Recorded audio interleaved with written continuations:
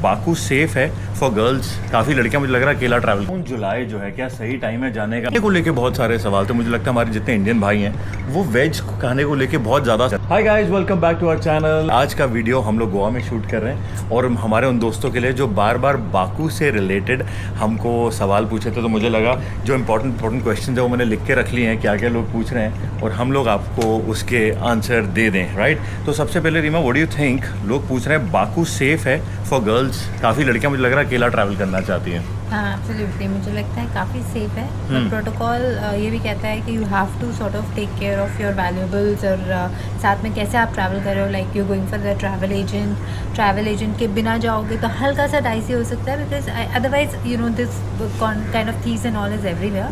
But हाँ, अगर आप ट्रैवल एजेंट के थ्रू जाओगे then you will manage well and hence safety will be more. Right. So Baku खाने को लेके बहुत सारे सवाल थे। मुझे लगता है हमारे जितने इंडियन भाई हैं वो वेज खाने को लेके बहुत ज़्यादा सवाल पूछे थे। इनफैक्ट हमने जो रील डाली थी इंस्टाग्राम पे 9.3 मिलियन व्यूज़ उस पर हो गए। स्क्रीनशॉट मैं यहाँ पे डालता हूँ, आप चेक करना, और इसका जो लिंक है वो भी नीचे डाल दूंगा यूट्यूब पे, आप ज़रूर जाके चेक करना।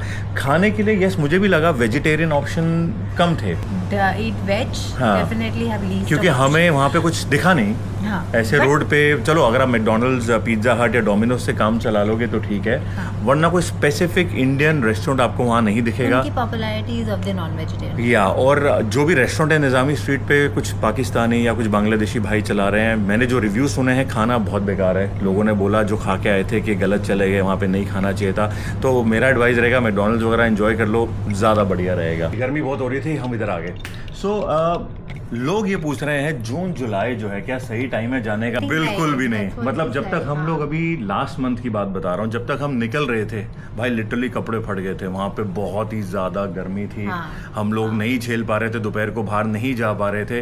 और मतलब अगर आप जा रहे हो, मेरे ख्याल से गो पोस्ट सितंबर। That's what they said. हाँ, मुझे याद है जो हमारे ड्राइवर भैया भी थे, जो गाइड थे हमारे साथ, जो स्नो फील्ड्स वगैरह। हाँ, मतलब अगर आप शादाग भी जा रहे हो भाई, शादाग की फुटेज देखो। हम लोग यहाँ से, मैं और रीमा, पूरे सर्दियों के कपड़े, डबल जैकेट, वार्मर सब कुछ लेके गए। और आज की डेट में लाइक 10 दिन पहले वहाँ पे देयर वाज 0 स्नो। तो बहुत सारे ट्रैवल एजेंट आपको बेचेंगे कि जाओ बाकू जाओ, घूम के आओ, ये सब करो। वो आपने इन चक्करों में नहीं पड़ना है। अभी मत जाना अगर आपको स्नो वगैरह देखनी है। अगर आप हीट टॉलरेट कर सकते हो, जैसे एंड आप एंजॉय करते हो more of summer and just pool and ऐसी चीजें, तो डेफिनेटली। तो इसी के चलते एक और सवाल ये है कि बच्चों को लेके जाना जरूरी। जो लोग सोच रहे हैं बच्चों को ले जाए छुट्टियों में, हम अपनी बेबी गर्ल के साथ गए थे।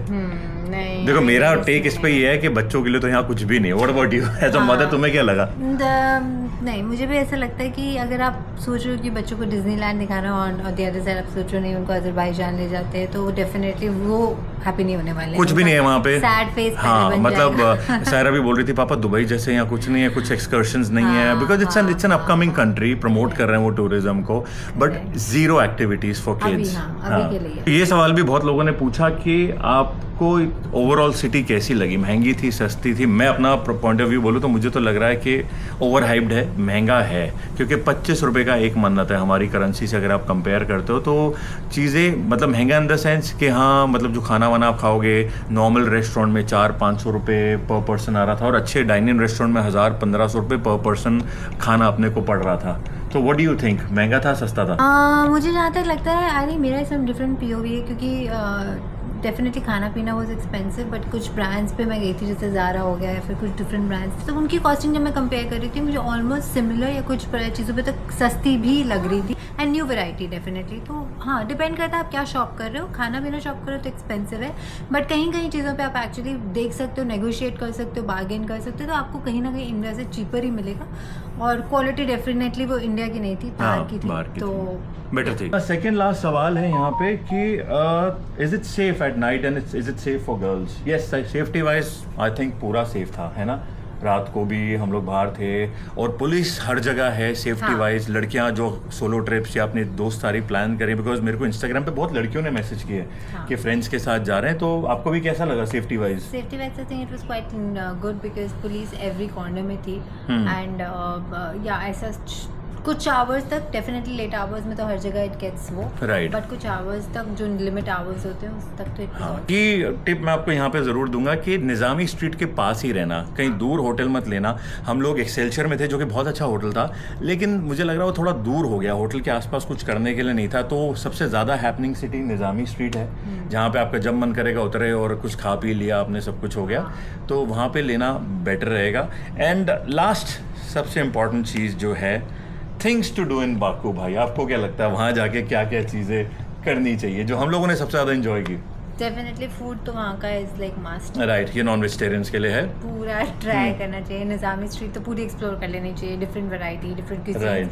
Secondly the museum, Haidar Ali museum was very good. अच्छा, बुलेवार्ड वाज ब्यूटीफुल, बुलेवार्ड जरूर जाना। अगर आप आर्ट लवर हो तो Haidar Ali museum definitely. Yes, और अगर आपको विंटेज गाड़ियां पसंद है वहां जरूर जाना। शादाग जाना सितंबर के बाद, और रोलर कोस्टर वाज अमेजिंग। मतलब मैं बहुत डरता हूँ रोलर कोस्टर राइड से। हम लोग जितनी कंट्रीज भी ट्रैवल किया, मैंने कभी रोलर कोस्टर नहीं किया। This was amazing. That experience was like या रियली गुड। और क्या बाकी हमने वो फ्लेम टेम्पल और मड वोल्केनोज वगैरह वो सब नहीं किए। ऑप्शनल थिंग आई थिंक, अगर हाँ, you has very much interest can go. हाँ, बट उसमें एक मुझे नेगेटिव पॉइंट क्या लगा कि जब हमें ट्रैवल वाले से बात की, उसने कहा भाई सब कुछ 1.5-2 घंटे की दूरी पे, और वहाँ जाके बस चट्टाने और एवरीथिंग, तो हमने इस चक्कर में वो चीज़ मिस कर दी। हमने वो नहीं किया। बट ओवरऑल बहुत कुछ था। पपेट शो है जो you can sort of experiment, carpet museum है, या वेनिस भी है, लिटिल वेनिस है, तो या लॉट ऑफ थिंग्स किड्स बहुत एंजॉय कर सकते हैं। हाँ, तो ये चीज़ें हैं। और हमारे 5-6 दिन का जितना भी बाकू का व्लॉग था, आप जाके चेकआउट कर सकते हैं चैनल पे, लिंक मैं ऊपर डाल देता हूँ, आप ज़रूर चेकआउट करना।